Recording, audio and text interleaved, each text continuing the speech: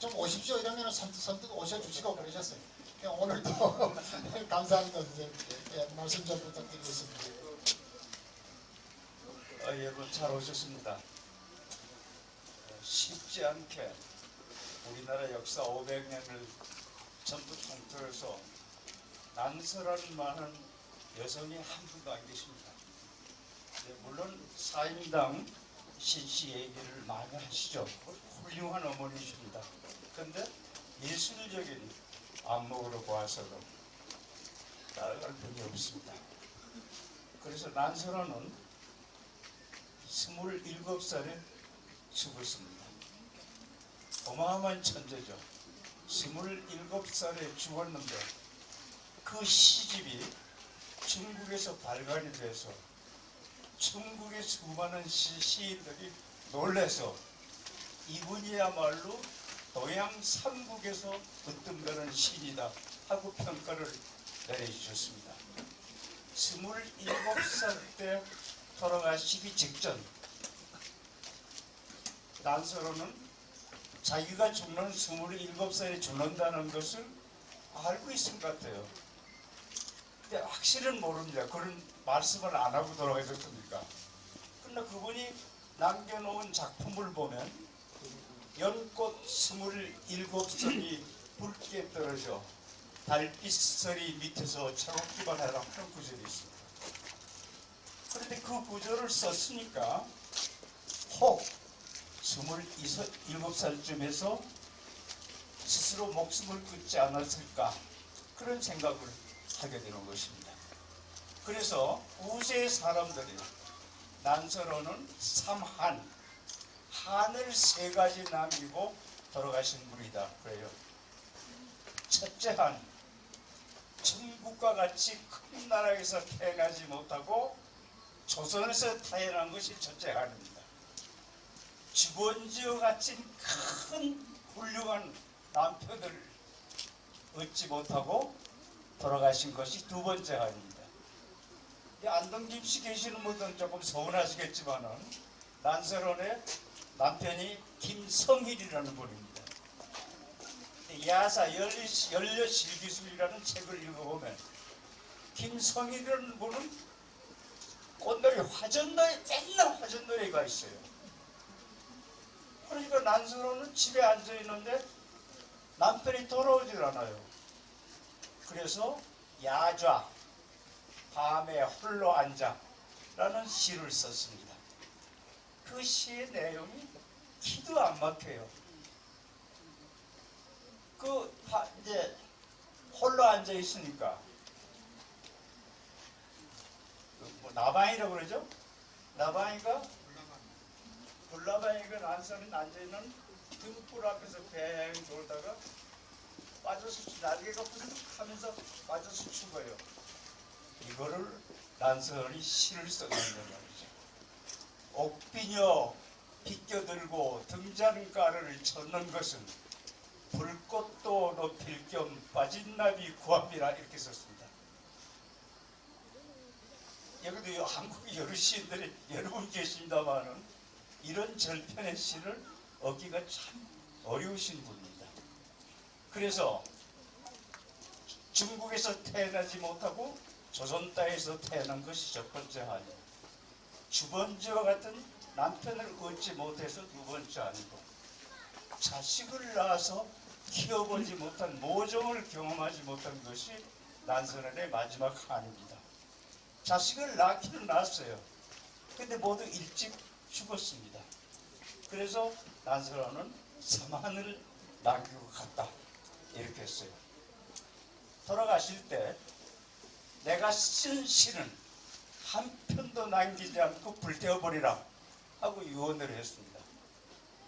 그래서 시가 남아있는 게 없어요. 근데 홍길동전을 쓴 어균이가 난설아의 친동생입니다. 우리 누님이 천재 시인인데 남겨놓은 시가 없을 까닭이 없다. 그래서 누님의 시를 전부 구합니다. 가지고 있을 만한 집에 가서 베껴달라고 그러고 그렇게 해서 전부 구해서 난설아는 시집을 만들어서 목판을해서 인쇄를 했어요. 중국 사신이 주번지라는 사람이 우리나라에 사신을 왔어요. 그 시를 읽어보니까 중국에도 이런 여유가 없어요. 그래서 그 시집을 가지고 중국에서 출판을 했더니까 일본에서 또 그것을 출판을 하게 돼요. 그래서 그 당시 난설한 시집이 조선, 중국, 일본에서 동시에 출발이 됩니다. 그래서 도양 삼국에서 으뜸가는 여류시인이라고 그럽니다. 그 시가 124편이 남아있는데 저는 그걸 가끔 읽어봅니다만은 절편이에요. 이럴 수가 없어요.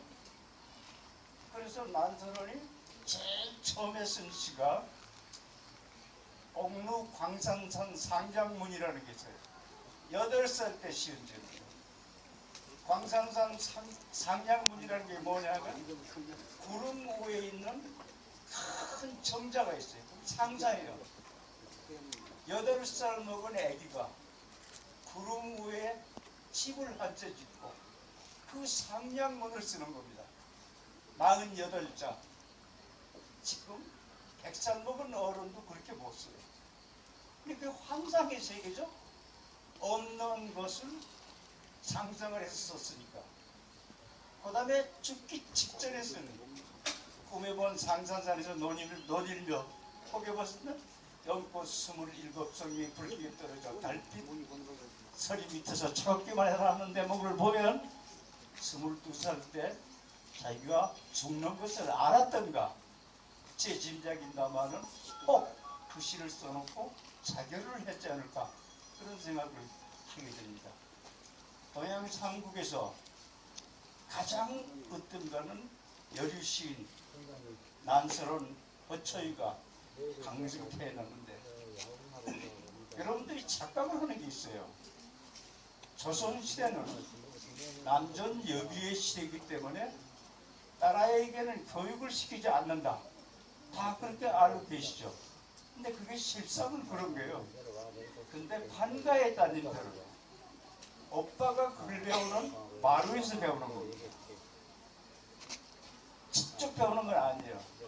그러니까 자기 동생이 허균인데, 홍길동은 허균인데 그 아버지가 허엽이에요. 나는 허엽이라는 사람을 위대한 사람으로 생각해요.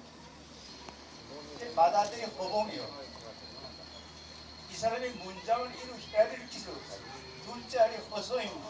그러니까 아버지가 허엽, 맏아들이 허봉, 둘째 아들 허성, 그 다음에 허균, 난선원 이 5명을 양천허씨 오문자이라고 합니다. 그럼 그 당시에도 그걸 인정을 해요. 이게 어느 정도 문자예요. 근데 난선원의 아버지, 허균의 아버지 허엽이라는 분이 그거가 영예가 처갓집이니까 처방인데 나는 그분은 참 높이 편 거예요. 홍길동 큰 방의 허봉 같은 대문자인 거예요. 근데 홍길동이 세수가 좋아요. 허균이가. 그래서 선생을 모셔와야 돼요. 이달이라는 분들 아까 어느 분이 말씀하셨죠? 이달이라는 분이 원주분이에요. 원주에 계시는 이달이라는 사람을 가정교사로 모셔왔는데 이달이라는 사람이 초대아들입니다. 처자예요. 그냥 허군과 같은 명문 집안에서 허엽과 같이 한직에 있던 사람이 사랑하던 아들의 선생을 초대아들을 불렀다는 것이 얼마나 위대합니까? 그것이 이달입니다. 그런데 이달이가 처자니까 만날 얼굴에하게 스위치에 대해서 훌날만 하는 거예요. 그러니까 어균이가 그 선생한테 글을 배우다 보니까 맨날 선생이 거나하게 치워가지고 욕만 하고 그래.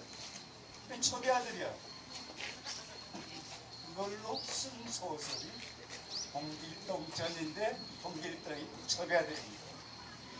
이렇게 그 문학과 생애가 연결이 돼가지고 그러는 겁니다. 막 그러는 게 아니에요. 그래서 그와 같은 천재 집안들을 이 바운다리에 놓고 그것이 오늘 이런 정도로 정확하게 전해지고 있고 이런 것이 강릉 혹은 강원도 사람들에게 유산으로 남아있다는 것은 굉장히 행복한 일입니다. 이걸 보고 느끼지 못한다면 말이 안 되는 거죠. 느낄 수 있도록 만들어줘야 되는 거죠. 일곱 성경 4인방 신씨가 너무너무 훌륭하죠.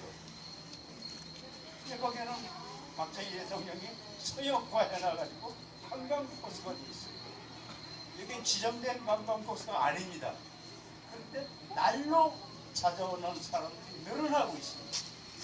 이것이 우리 국민의 역량을 높여주는 하나의 계기가 되지 않을까 그런 생각을 하게 됩니다. 근데 지금 보니까 예지에서 오신 분들도 많이 있는데 강릉 사람은 말할 것도 없고 예지에서 오신 분들도 많을 거 없고 어균 같은 소설가를 저항 소설가를 태어나게 한 고장 난설한 호초요 같은 천하절세의 시인을 양산한 고장이 여기 있기 때문에 이것은 강릉에서는 소역호는 되어 있지만 오죽헌하고 똑같고 아니면 그보다 그 높고 더 가치 있는 그런 바운더리로 되어서 자라나는 후세들에게 하나의 그 모델이 되는 그런 장소가 돼서 오래 전해주기를 마음속으로 바라고 계시고 또 여러분 오늘 찾아와서 이런 모임을 하고 부흥에 관해서 많이 생각하고 헤어진다 하는 것은 여러분 사실인데도 큰 도움이 되지 않을까 그런 생각을 하게 됩니다. 감사합니다. 감사합니다.